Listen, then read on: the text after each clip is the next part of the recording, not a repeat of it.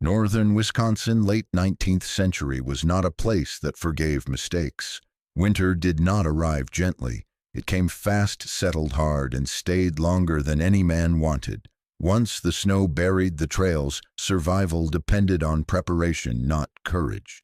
You either built right before winter, or you paid for it every single night. Logging camps across the region followed the same logic. Big cabins, tall ceilings, large fireplaces pushed against exterior walls. More space meant comfort, or so they believed. When the cold arrived, they burned wood non-stop. Heat rose, escaped through thin roofs, leaked through cracks, and disappeared into the dark. The answer was always the same: burn more wood, chop more, haul more, stay awake longer feeding the fire. Most men thought this was just how winter worked. But winter has no opinions, it only reacts to physics. In January, temperatures dropped far below zero. At those levels, cold is not uncomfortable, it is aggressive. Water freezes inside cabins, breath turns to frost. Fingers lose feeling in minutes. One mistake, an empty woodpile, a clogged chimney, a long walk to the shed, and people died. Not dramatically, quietly. Pneumonia, hypothermia, exhaustion. This was the reality frontier builders faced. And it exposed a hard truth: many cabins were not designed to survive winter. They were designed to look right, to feel familiar, to match what neighbors had built before. Tradition replaced understanding. Size replaced efficiency. That winter revealed which cabins worked and which only pretended to. It also revealed something else: that survival was not about toughness. It was about decisions made months earlier.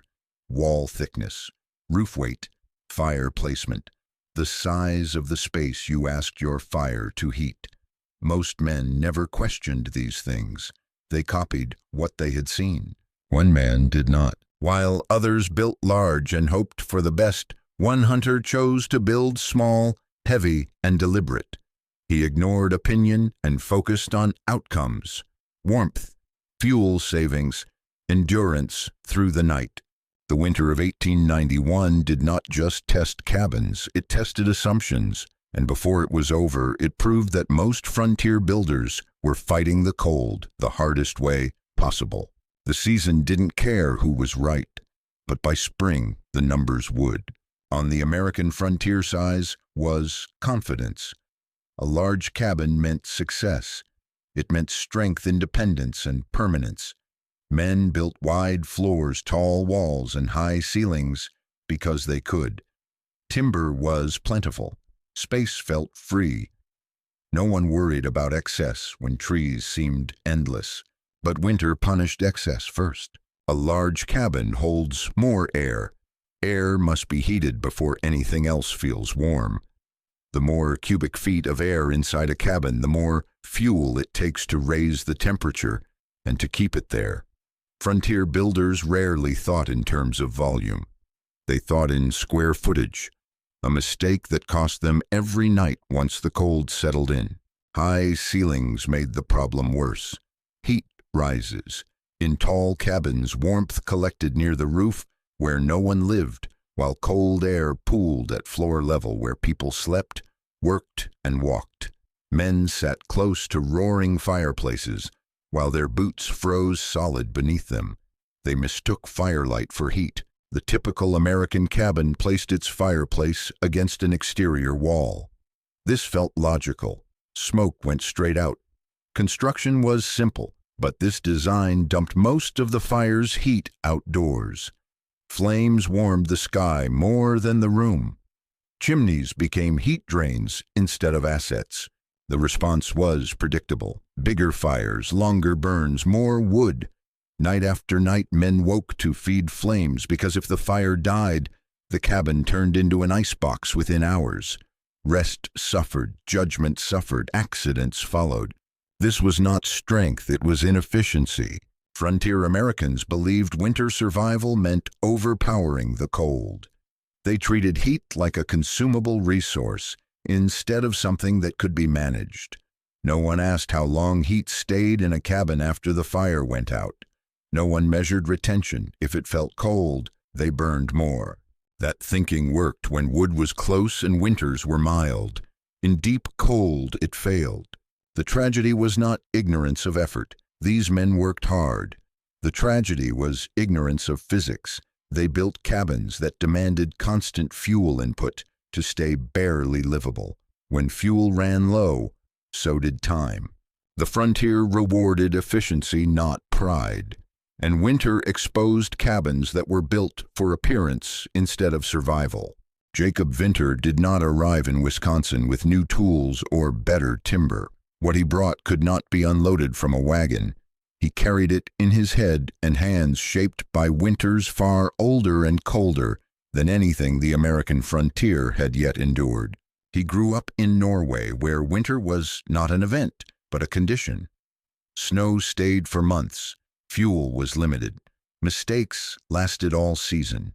In that world, houses were not built to impress neighbors. They were built to conserve heat, preserve strength, and reduce daily labor. Warmth was planned, not chased. From childhood, Jacob understood something many American builders did not. Fire is brief, but heat can last. Scandinavian homes used stone and mass to store warmth. Fires burned hot and short. Then the house itself worked through the night. People slept while stone did the labor. When Jacob became a hunter and trapper, that mindset followed him. He lived alone for long stretches. He paid close attention to what failed and what endured.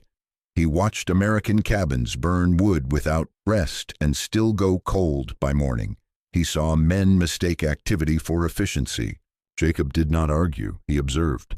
He spoke little and explained less, partly because his English was limited, mostly because he did not believe survival required permission. He trusted what had already worked for generations. Knowledge tested by death did not need approval. In Wisconsin, other builders saw a quiet immigrant working alone and assumed ignorance. They mistook silence for confusion. But Jacob was calculating. He thought about how heat moved, how stone absorbed it, how air wasted it, how size multiplied problems. He was not interested in comfort as Americans defined it. He was interested in stability, a warm floor, a cabin that stayed usable after the fire went out, a structure that forgave mistakes when storms made correction impossible. Jacob's experience came from places where winter decided who lived. He had seen systems that worked not because they were modern, but because they were honest. Simple principles applied consistently. While others trusted tradition, Jacob trusted outcomes. And when he began building his small cabin, he wasn't experimenting. He was remembering. The first thing people noticed about Jacob Vinter's cabin was its size, or more accurately, its lack of size. 12 feet by 14, smaller than most storage sheds. Barely enough room for a bed, a table, and a man to turn around without thinking about it. To American builders, this looked like failure before winter even began. But size was not a limitation. It was the foundation of the entire design. Heat does not care about pride. It responds to volume. The larger the space, the more air must be warmed. Air does not hold heat well. It warms quickly and cools just as fast. Every extra cubic foot becomes another demand on fuel, another drain on effort.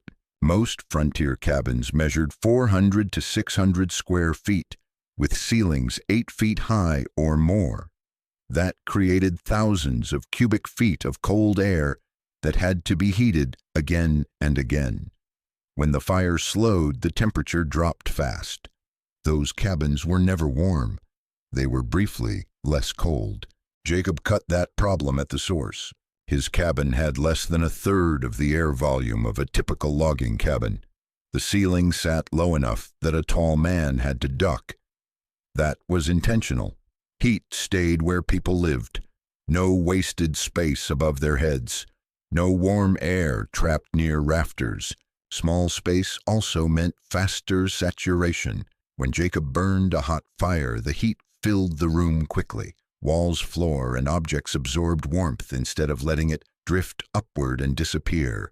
The cabin reached usable temperature faster and stayed there longer. There was another advantage no one talked about. Smaller cabins demanded less from the body, less walking, less exposed movement, less energy spent just existing inside the shelter. In extreme cold, conservation matters. Americans believed comfort came from space. Jacob knew comfort came from consistency, a stable temperature, a floor that didn't steal heat from your feet, a shelter that didn't punish you for sleeping. Small cabins are easier to heat, easier to defend against cold, and easier to maintain when storms limit movement. Jacob was not building poor, he was building precise. The cabin was exactly as large as it needed to be, not 1 inch more. That decision alone eliminated half the battle before winter even arrived. The second thing that drew ridicule was not the size of Jacob's cabin, but its walls, or more precisely the fact that there were 2 of them. Frontier builders believed in tightness. One solid wall chinked well meant strength. Anything else looked wasteful. Extra logs meant extra labor. Extra space between walls meant drafts, rot, and mice. At least that was the assumption. Jacob built differently. He raised an inner wall of straight pine logs chinked with clay and moss in the traditional way. Then 8 inches outward he built a second wall just as carefully. Between them he left a sealed gap. No airflow, no shortcuts, just dead space. That space was the point. Still air is one of the best insulators available. When air cannot move, it cannot carry heat away. The gap between Jacob's walls trapped warmth and slowed heat loss dramatically. Cold from outside had to fight through 2 layers of wood and an unmoving pocket of air before it could reach the interior. Most American cabins relied on thickness alone. One wall, even a thick one, allowed heat to bleed outward steadily. Jacob's design forced heat to stall. This method was not new. It had been used for centuries in northern Europe, Russia, and alpine regions where winter killed quickly. But on the American frontier, it looked unnecessary because wood was cheap. What builders forgot was that fuel was not always cheap in January. Double walls reduced heat loss, which meant smaller fires worked longer. They also stabilized interior temperatures. Instead of sharp swings between hot and cold, the cabin stayed steady. That stability mattered more than peak warmth. Critics said the walls wasted space. Jacob understood that space was already minimized. What he gained was control.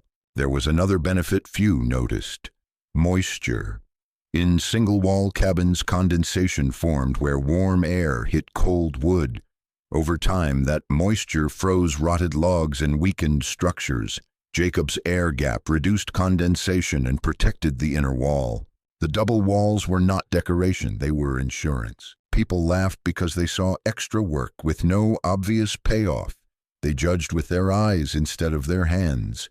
But once winter sealed the land and fuel became precious, those walls stopped looking wasteful. They started looking like foresight. Most frontier builders avoided stone inside a cabin for one simple reason.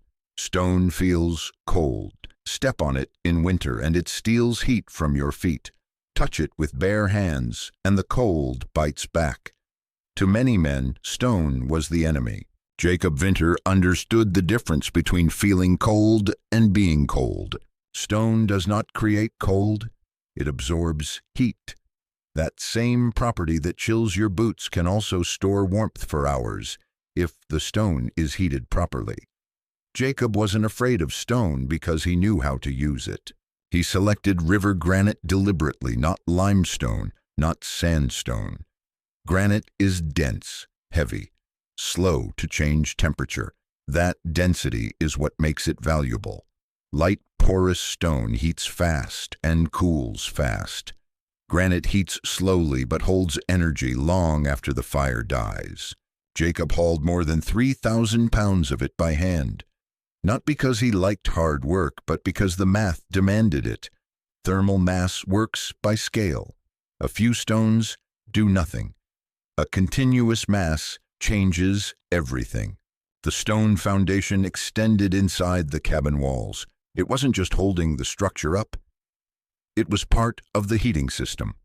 When Jacob laid the floor directly on top of that stone without air gaps, he created direct contact. Heat moved from fire to stone, from stone to floor, from floor to body. This is where most builders failed. They separated stone from living space, then complained it felt cold. Jacob made the stone part of daily life. Once heated, it released warmth slowly and evenly. No roaring flames, no hot spots, no sudden drops. Stone remembers fire. That memory is measured in hours, not minutes.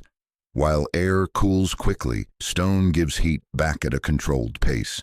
It turns a short burn into an all-night benefit. Jacob had seen this before in Europe. Masonry stoves, heated benches, thick stone hearths that stayed warm until morning. He did not invent the idea. He applied it where others refused to. The frontier rewarded men who understood materials, not those who feared them.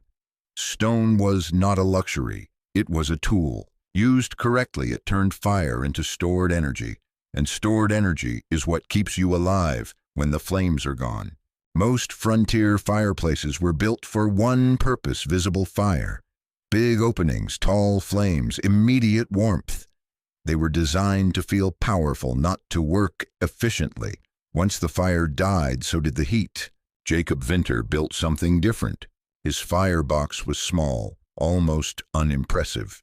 It could only hold 2 logs at a time. To American eyes, it looked inadequate for real winter. But Jacob wasn't trying to heat air. He was charging a system. The firebox sat surrounded by stone on 5 sides. Only the front was open to the room. Every flame was forced to give up heat to granite before warming the air. Instead of rushing heat upward and out, the fire fed the stone first. This is the key difference. A traditional fireplace is a consumer. It eats wood and produces temporary comfort. Jacob's system was a battery. The fire was the charging phase. The stone was the storage. He burned his fires hot and fast. No slow smoldering, no overnight tending. A short, intense burn pushed energy deep into the granite. Once the stone was saturated, the fire could die completely. Then the real work began. As the room cooled, the stone released heat, slowly and evenly, not in blasts, but in steady radiation. Floors stayed warm, walls stayed stable. The cabin never swung from hot to freezing. It coasted. The angle of the firebox mattered too. Set at 45 degrees, it spread radiant heat across a wider surface of stone instead of focusing it straight ahead. That increased contact and improved absorption. Small detail, big result. Jacob understood something many builders missed. Continuous fire is inefficient. Constant stoking wastes fuel and exhausts the body. Short, controlled burns followed by stored heat reduce labor and risk. At night, when storms made movement dangerous and exhaustion dulled judgment, his system kept working without attention. That mattered more than flame size. A heat battery does not look impressive. It looks quiet. But when the fire is gone and the cabin is still warm, results speak clearly. Jacob didn't build a fireplace to watch. He built one to trust. If the fireplace made people uneasy, the chimney convinced them. Jacob Winter had made a fatal mistake.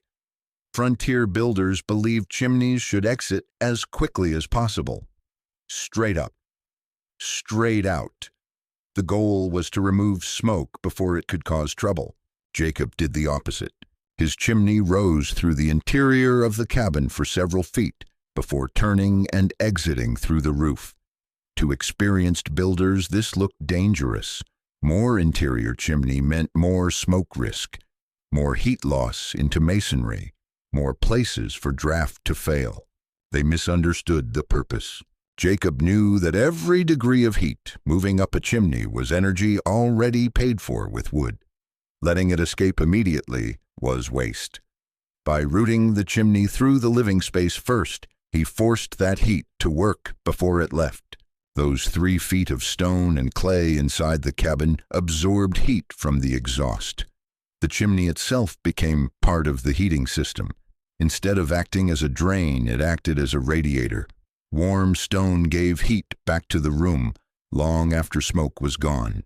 Draft did not suffer. In fact, it improved. Hot exhaust rising through a warm chimney pulls better than smoke traveling through cold exterior masonry. Heat creates draft. Jacob understood that principle clearly. Most frontier chimneys were cold sinks. Smoke raced upward, carrying heat straight outside. Jacob slowed the process. He didn't trap smoke. He harvested heat. This design also stabilized temperature swings. When fires burned hot, excess heat went into the chimney mass instead of overheating the room. When fires died, that stored warmth came back gradually. No sudden chills. No wasted energy. Builders laughed because the chimney violated convention. Convention is comfortable. It doesn't require thought. Jacob was not interested in comfort. He was interested in performance. The chimney worked because it followed physics, not tradition. Heat rises, stone stores. Slow release beats immediate loss. When winter deepened and fuel mattered, no one laughed at that chimney anymore. They stood near it and felt warmth radiating from something they had been taught to fear. Sometimes the difference between danger and safety is not the design itself, but understanding why it exists. Heat always escapes upward. Every experienced frontiersman knew this, but most accepted it as unavoidable. Roofs were thin, ceilings were high, warm air rose and disappeared into the night. The solution was always the same: burn more wood. Jacob Vinter chose a different approach. He stopped heat before it could leave. The roof of his cabin was not light, it was heavy by design. Over the timber rafters, Jacob piled nearly 2 feet of sod and earth. To many builders, this looked reckless. Too much weight, too much effort, too much risk of collapse. But Jacob understood what soil does when used correctly. Earth is insulation, dense, layered, and slow to change temperature. The sod roof trapped heat inside the cabin, the same way earth shelters animals underground through winter. Cold air struggled to penetrate it. Warm air could not escape easily. This was not a new idea. It had been used in Nordic turf houses, Icelandic farms, and alpine shelters for centuries. But on the American frontier, it looked primitive because it did not resemble a house from back east. The roof worked together with the ceiling height. Jacob kept his ceiling low, just over 6 feet. Tall men had to stoop. That was intentional. Every extra foot of height meant more air to heat and more surface area for heat loss. Lower ceilings kept warmth where people lived, slept, and worked. The result was control. Warm air stayed within reach instead of collecting uselessly above head level. Heat from the stone floor and walls circulated efficiently. The cabin warmed faster and stayed warm longer with less fuel. There was also a safety benefit. In extreme cold climbing or standing, exposes more of the body to chilled air. A compact vertical space reduced unnecessary movement and heat loss from the body itself. Critics saw inconvenience. Jacob saw discipline. Comfort on the frontier was not about standing tall. It was about staying alive through the night. The sod roof and low ceiling worked quietly without fire or effort, doing their job every hour of the day. When storms howled and temperatures plunged, Jacob's roof did not care. It did not burn fuel. It did not demand attention. It simply held the heat in place. That quiet reliability mattered more than headroom ever could. Most men believed winter heat required constant fire. If flames died, fear followed. They fed fireplaces through the night, waking every few hours to keep them alive. Exhaustion became normal. Mistakes followed fatigue. Jacob Winter rejected that cycle. He did not burn all night. He burned deliberately. His method was simple. Build a hot fire for 3 to 4 hours using dense hardwood, oak, maple, wood that burns clean and intense. No smoldering, no half-hearted feeding. The goal was not flame, but energy transfer. During that burn heat moved into the stone foundation, the firebox walls, and the chimney mass. The cabin absorbed warmth like a sponge. Once saturated, the fire could die completely. That decision took discipline. Letting a fire go out in deep winter feels wrong. It goes against instinct. Jacob trusted the system he built more than instinct. While others woke to frozen floors and empty ash beds, Jacob slept. The stone worked through the night, releasing heat slowly. By morning, the cabin was still usable. Not hot, but stable. That stability mattered. Burning less was not about saving effort alone. It reduced risk. Fewer trips to the woodpile, less exposure to wind and frostbite, fewer sparks and chimney fires from overstoking. Fire management became predictable instead of desperate. This strategy also conserved fuel. Instead of consuming wood continuously, Jacob used it in controlled bursts. That extended his supply through long, cold spells when gathering more wood was dangerous or impossible. Frontier survival is about managing energy, human and material. Constant fire drains both. Smart fire preserves them. Jacob understood that heat should work for you, not demand your attention. His fire was a tool, not a master. When temperatures dropped to deadly levels, that strategy separated survival from exhaustion. Others fought the cold every hour. Jacob planned once and rested. In winter, rest is not comfort. It is survival. December cold is a warning. January cold is a test. When the real cold arrived, it did not come with wind or storms. It came with stillness, clear skies, air so dry it burned the lungs. This was the kind of cold that exposed weak systems fast.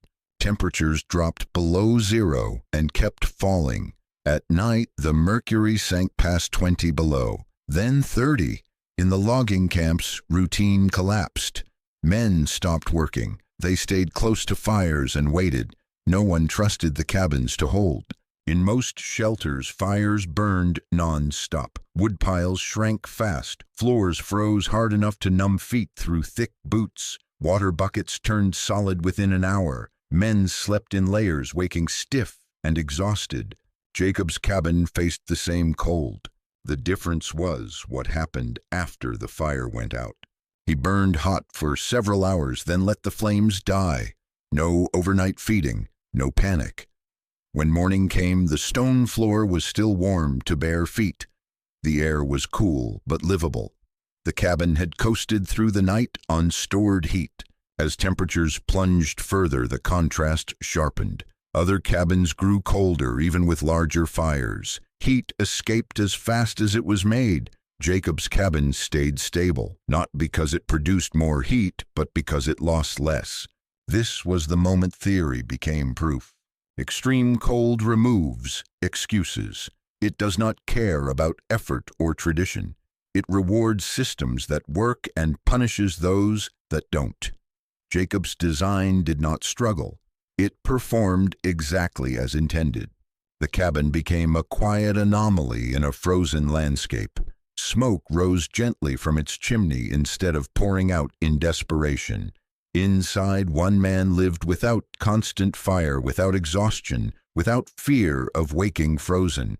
That winter proved something simple and uncomfortable. Survival was not about fighting the cold harder. It was about giving heat nowhere to go. When the real cold arrived, only one approach stayed: calm. And calm in winter is everything. Stories can be ignored, numbers cannot. When men finally began comparing results, the argument ended.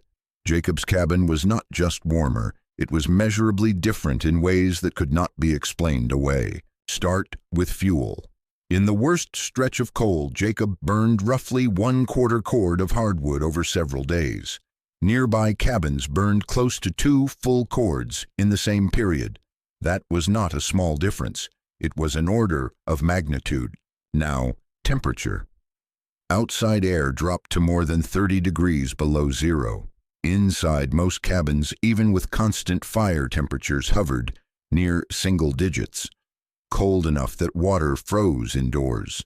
Cold enough that sleep came in short, painful stretches. Inside Jacob's cabin, the temperature stayed around 40 degrees. Not luxury, not comfort by modern standards, but safe, stable, livable. A difference of more than 30 degrees using a fraction of the fuel. Then there was retention. After a 4-hour burn, Jacob's stone floor remained warm for 12 to 14 hours, in some cases longer. That meant nights passed without fire. Mornings began without panic. A handful of kindling could bring the system back to full strength. Other cabins lost heat within minutes of the fire slowing. Once flames dropped, cold rushed in. No buffer, no reserve. Every hour demanded labor. Volume explained part of it. Jacob heated less air. Thermal mass explained the rest. His cabin stored energy instead of wasting it. Heat moved slowly and predictably instead of violently and briefly. When builders ran the comparisons, the conclusions were unavoidable. Jacob's cabin used about 1/8 the fuel while maintaining interior temperatures more than 30 degrees higher, in a structure 1/3 the size. This was not efficiency. It was a different category of thinking. Men who had mocked the design stopped talking. Men who had argued stopped arguing. The math left no room for pride. Frontier life respects results. If something works in lethal conditions, it becomes truth fast. Jacob's cabin was no longer a curiosity. It was a solution. The numbers did what explanations never could. They forced understanding. The change did not come with announcements or arguments. It came with footsteps in the snow. Men began showing up at Jacob's clearing with questions instead of jokes. Builders, trappers, camp bosses, fathers with children shivering in drafty cabins. They didn't come to debate. They came to look, touch, and measure. Jacob explained everything without claiming ownership. He showed the stone foundation. He pointed at the double walls. He described burn times and wood types. When words failed, he used his hands. Ratios, depths, distances, simple, repeatable rules. What mattered was that the design could be copied. Within weeks, new cabins began rising. Small, compact, stone-heavy, built close to the ground with low ceilings and interior chimneys. They didn't look impressive. They looked deliberate. Families moved in first. Children who had coughed through January slept through the night, without waking cold. Floors stayed warm. Fires burned short and hot instead of endless and desperate. Woodpiles lasted longer than anyone expected. Hunters took notice. Men who lived alone deep in the woods understood the value immediately. Less fuel meant fewer trips. Fewer trips meant fewer chances to die in blowing snow. Efficiency became safety. Builders refined the idea. Some added stone sleeping benches. Others used soapstone when they could find it. But the core principles stayed the same: small volume, heavy mass. Controlled fire, minimal loss. No one called the design insane anymore. It spread because it worked. Because it reduced labor, because it made winter survivable instead of miserable. No one needed convincing once they felt warm floors with no fire burning. Jacob never tried to change frontier architecture. He simply lived differently and let others decide if the results mattered. In frontier life, ideas do not spread through words. They spread through outcomes. When people survive because of something, they remember it. Quietly, without credit or ceremony, the way cabins were built began to change. And Winter noticed. Jacob Winter did not prove that American builders were foolish. He proved something more uncomfortable. that they had stopped questioning habits that no longer served them. Frontier life rewarded strength, but it punished waste. Over time, abundance had softened thinking. Timber was everywhere. Firewood seemed endless. Cabins grew larger because they could not, because they should. When winters turned lethal, that excess became a liability. Jacob's cabin showed a different path. Old knowledge is not old because it is weak. It is old because it survived. Techniques from Norway, Germany, Russia, and other cold lands were shaped by centuries of failure. People died until the designs worked. What remained was not tradition. It was tested engineering. The American frontier forgot that process. It adopted surface forms without understanding the reasons behind them. Fireplaces became bigger. Walls became simpler. Roofs became lighter. Everything looked strong until winter asked for proof. Jacob remembered what others ignored. Heat must be captured, not chased. Space must be controlled, not expanded. Fire must be used intelligently, not constantly. Stone is not the enemy. Air is. The lesson reaches beyond cabins. Survival is rarely about doing more. It is about doing the right things at the right scale. Efficiency beats effort when conditions turn hostile. Quiet systems outperform dramatic ones when resources run thin. Jacob never argued these points. He lived them. While others fought winter hour by hour, he slept. While others burned wood without rest, his stone held warmth patiently. While others feared the cold, his cabin stayed calm. That calm was the real achievement. By spring, no one laughed at compact cabins. They studied them. They copied them.